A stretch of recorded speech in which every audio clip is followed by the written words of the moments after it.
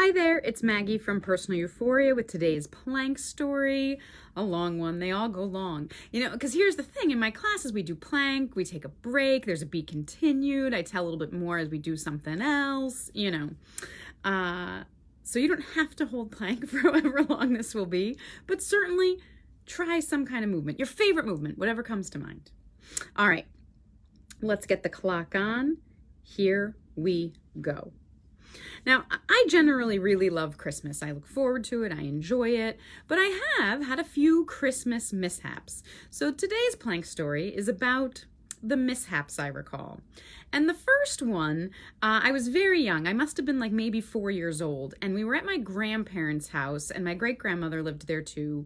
And we had stockings there. And of course, Santa had come and stuffed all our stockings. And we opened stockings in the morning. And now my great-grandmother, who I was very close to, was a practical joker and a little bit of a prankster, but in a good way. Like, everybody enjoyed it. It was light and fun-hearted. And so she had, to be funny, put a piece of coal in all the adult stockings, but accidentally put one in mine. So when I go through all my presents and then get to this clump of coal, I am like heartbroken that Santa thought I was a bad girl. And they were trying to console me and say, well, look at all the other presents he got you. It must be a mistake. I was convinced Santa didn't make mistakes. So it was quite an ordeal. Inconsolable on Christmas morning.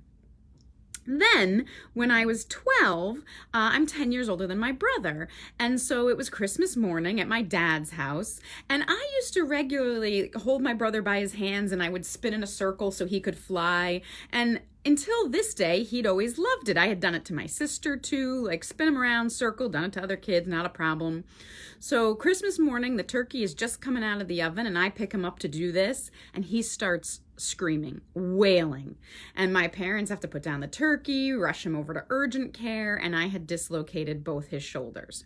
Now, I've never done this to another child since, although I tease my brother that clearly he was defective, since it seems all other kids are able to do this. But he has no recollection of that. He was 2, but he will not let me live it down. He reminds me of the incident. And then last year, of course, was an interesting Christmas. It was our first Christmas in COVID. Matt and I decided everything was so stressful about who you could be with and what was safe that we were going to take the RV, go and isolate alone in North Carolina on the beach. And we were going to have Christmas on the beach. And I planned to make an elaborate Christmas meal in the RV. And then since we were going to be in North Carolina where it would be warm, we'd take a bike ride on the beach. And so Christmas morning, we wake up in North Carolina, and it is below freezing, 60-mile-an-hour winds, and snowing. I have discovered I hadn't packed any measuring cups, but I figure I can still make this meal that I'd never made before and figure it out just fine. So I spend hours cooking what turns out to be inedible, and then I won't give up on this bike ride. Again, below freezing, 60-mile-an-hour winds and snowing.